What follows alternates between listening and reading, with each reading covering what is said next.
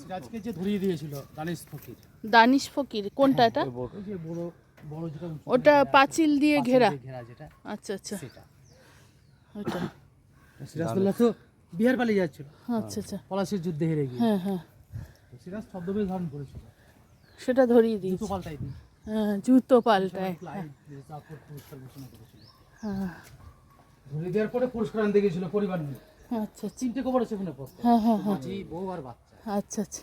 ওদেরকে বেঈমান ঘোষণা করে মেরে দিয়েছে। যে আজকে তুমি নিজের দেশে নেওয়ার সঙ্গে বেঈমানি করবে, সেই তাহলে কাল তামাশা। পুরস্কারও নাও, তিরস্কারেরও পুরস্কার নাও। আর এগুলো স্যার বডি গার্ডদের।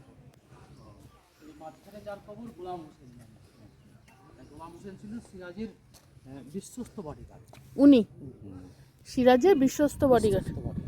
কি নামটা? গোলাম হোসেন, আব্দুল হোসেন, আব্দুল হোসেন, আব্দুল হোসেন, এরা ভাই শাব্দুল। ছিলেন। আচ্ছা আচ্ছা এরা ছিল লুৎফুন্নেসার বডিগার্ড। আচ্ছা, সিরাজদৌল্লার বউয়ের নাম লুৎফুন্নেসা। হ্যাঁ এরা বিশ্বস্ত বডিগার্ড ছিল, এই জন্য মির্জাফর এদেরকে খুন করেছিল।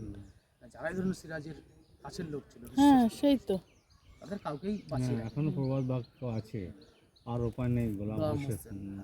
এখনো প্রবাদ কি বাক্য আছে? আর উপায় নেই গোলাম হোসেন, গোলাম হোসেন।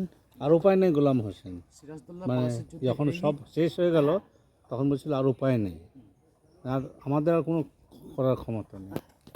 এটা প্রবাদ বাক্য। এটা বলার পরেই তো আপনার সিরাজদৌল্লা মুঙ্গের পালিয়ে যাচ্ছিল নদী পথে। আর ওই সময়তে তো এই মাঝি ধরিয়ে দিয়েছিল সিরাজ।